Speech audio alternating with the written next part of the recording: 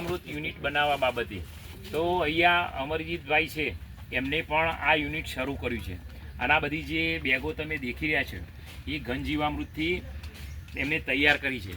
અહીં આસપાસ એમના જે ગામો છે એ ગામોની અંદર જે ખેડૂતોની જરૂરિયાત છે તો એમને ઘનજીવામૃત આપે છે.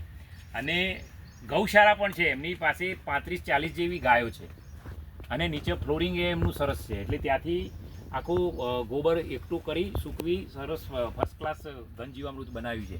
એટલે અહીંયા જે ખેડૂતો આજે આ ગોષ્ઠીમાં આવેલા છો અને તમારે જો જરૂરિયાત હોય તો અહીંયા તમે નોંધાવી શકો છો અને ઘનજીવામૃત મેળવી શકો છો. હવે ઘનજીવામૃત સિવાય પ્રાકૃતિક ખેતી શક્ય નથી, તો આપણે વધુમાં વધુ તમે પણ તમારા ઘરે આવા યુનિટો બનાવો અને તમારા ગામની અંદર ખેડૂતોને આપો. કારણ કે એકલા અમરજીતભાઈ અહીંયાથી બધે પહોંચી નહીં વળે ભાઈ.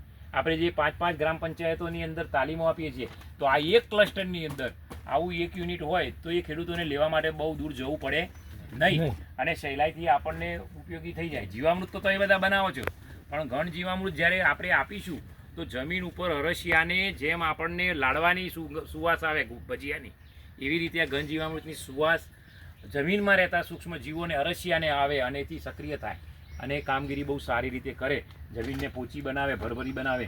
એટલે આ ઘનજીવામૃત આપણે બધા સૌ વાપરીએ એવો આજે ખાસ સંકલ્પ લઈએ અને જે યુનિટો આપણે તમારે બનાવવાના છે ખાસ બધા વ્યવસ્થિત આપણે જે ચર્ચા કરી એ પ્રમાણે યુનિટ બનાવીએ.